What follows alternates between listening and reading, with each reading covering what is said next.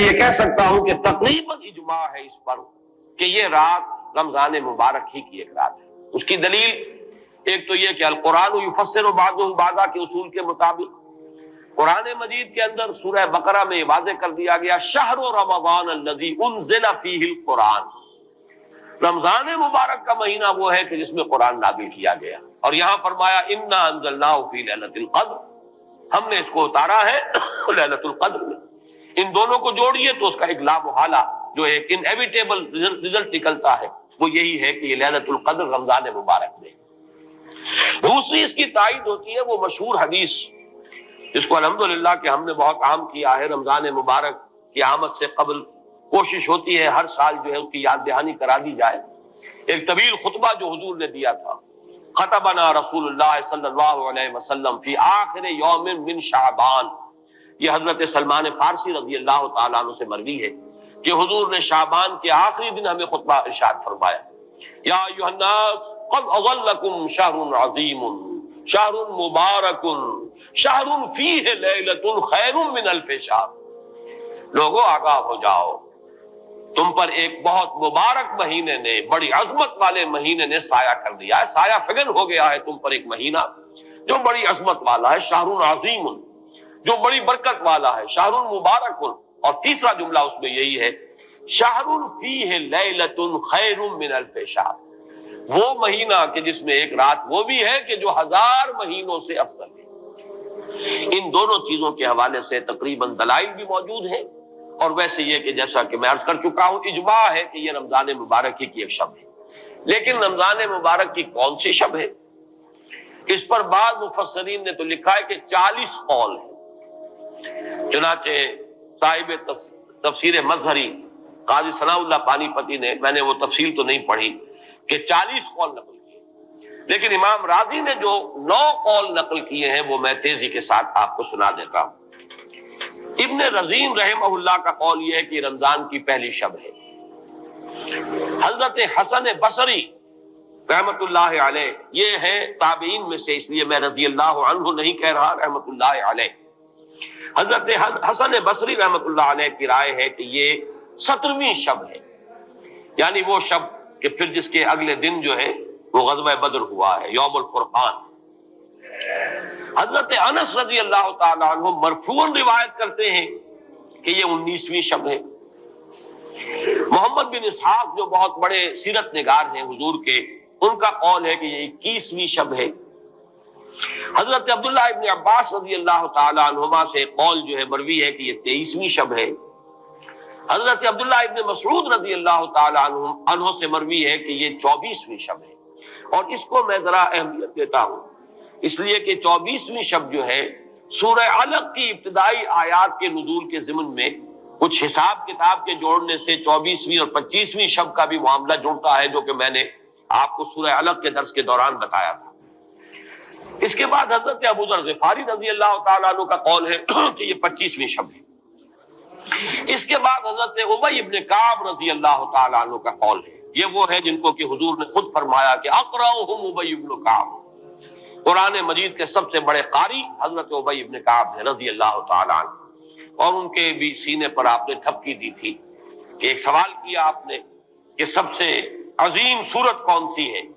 اور جب انہوں نے صحیح جواب دے دیا سورہ فاتحہ، تو پھر یہ کہ اس پر حضور نے تھپکی دی کہ تمہیں اللہ تعالیٰ نے بہت صحیح مناسبت عطا کی ہے علم کے ساتھ۔ ان کی اور صحابہ میں سے بہت سے لوگوں کی رائے، یہاں تک کہ یہ کہا جا سکتا ہے کہ بقیہ اقوال جو ہیں وہ شاذ کے درجے میں ہیں، اور یہ گویا کہ اگر اجماع نہ کہا جائے تو بہت حد تک اتفاق کے درجے میں ہے کہ یہ 27ویں شب ہے۔ اور اس 27ویں شب کے ضمن میں حضرت عبداللہ ابن عباس سے ایک روایت میں پہلے آپ کو بتا چکا ہوں کہ 23ویں شب، لیکن 27ویں شب کے ضمن میں جو مختلف روایات حضرت عبداللہ ابن عباس رضی اللہ تعالیٰ عنہما سے مروی ہیں، ان میں بھی کچھ لطیف نکات ہیں، وہ میں بعد میں بیان کروں گا۔ اس کے بعد ایک شاذ قول اور بھی ہے کہ یہ 29ویں شب ہے۔ تو یہ گویا کہ 9 ہے اقوال، جن میں سے بعض جلیل القدر صحابہ کے ہیں، عبداللہ ابن مسعود، ابو ذر غفاری، ابن عباس، ابی ابن کعب، لیکن یہ ہے کہ سب سے زیادہ جو اتفاق اگر اجماع نہ کہا جائے تو 27ویں شب پر ہے۔ اس 27ویں شب کے بارے میں حضرت عبداللہ ابن عباس نے 3 نکتے بیان کیے۔ ایک نقطہ تو یہ ہے کہ یہ پوری سورہ مبارکہ جو ہے سورۃ القدر، اس میں 30 الفاظ ہیں، اور ان 30 الفاظ میں سے 27واں لفظ ہے ہیا حتی مطلع الفجر، یہ 27واں ہے۔ اس کے اعتبار سے گویا کہ انہوں نے ایک ربط قائم کیا ہے کہ یہ 27ویں شب ہے۔ ایک بات انہوں نے یہ کہی ہے کہ اللہ تعالیٰ کو وطر محبوب ہے، اللہ وطر و یحب الوطر، اللہ خود بھی اکیلا ہے اور وطر کو پسند کرتا ہے۔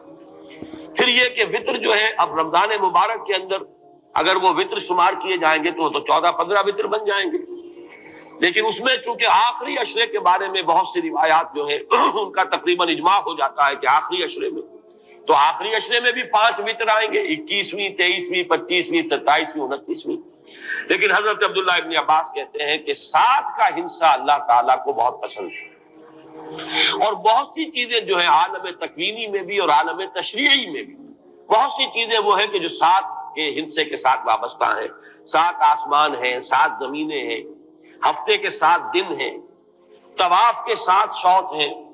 سعی بین صفا والمروہ وہ بھی 7 مرتبہ ہے، ادھر سے ادھر، ادھر سے ادھر 7۔ اسی طریقے سے سجدے کے اعضاء بھی 7 ہیں، تو اس سے انہوں نے پہلے وطر اور وطر کے بعد 7 کا حصہ رمضان کے آخری عشرے کی وطر راتیں اور ان میں 7ویں رات یعنی 27ویں شب وہ اپنے اس حساب کتاب سے بھی، اور جب انہوں نے یہ بات بیان کی تو حضرت عمر رضی اللہ تعالی عنہ نے ان کی تحسین کی۔ آخری بات اور بھی کہی گئی ہے کہ لیلۃ القدر جو ہے اس کے اندر حروف کو اگر شمار کیا جائے تو 9 بنتے ہیں، اور یہ لیلۃ القدر اس سورہ مبارکہ میں 3 مرتبہ آیا ہے۔ انا انزلناہ فی لیلۃ القدر وما ادراک ما لیلۃ القدر لیلۃ القدر خیر من الف شہر، اس اعتبار سے بھی 3 کو ضرب دی جائے 9 سے تو وہ بھی 27 کا عدد بنتا ہے۔ بہرحال یہ میں نے جیسا کہ عرض کیا تھا کہ ان کا کوئی تعلق نہ صرف سے ہے، نہ نحو سے ہے، نہ روایات سے، لیکن بہرحال حضرت عبداللہ ابن عباس کا ایک ذوق ہے، اس کو آپ ذوقی باتیں بھی کہہ سکتے ہیں، لیکن یہ کہ حضرت عبداللہ ابن عباس کی ذوقی بات ہے، لہذا اس کا کم سے کم تذکرہ ہو جانا چاہیے۔ ایک بحث یہ ہے کہ اہیا باقیۃ ام لا، کیا یہ رات جو اس کی عظمت تھی یہ باقی ہے یا صرف وہی رات جو تھی جس میں کہ قرآن مجید نازل کیا گیا وہی عظمت کی حامل تھی؟ انا انزلناہ فی لیلۃ القدر، یا یہ کہ اب بھی ہر سال یہ رات آ رہی ہے تو اسی عظمت کی حامل ہے،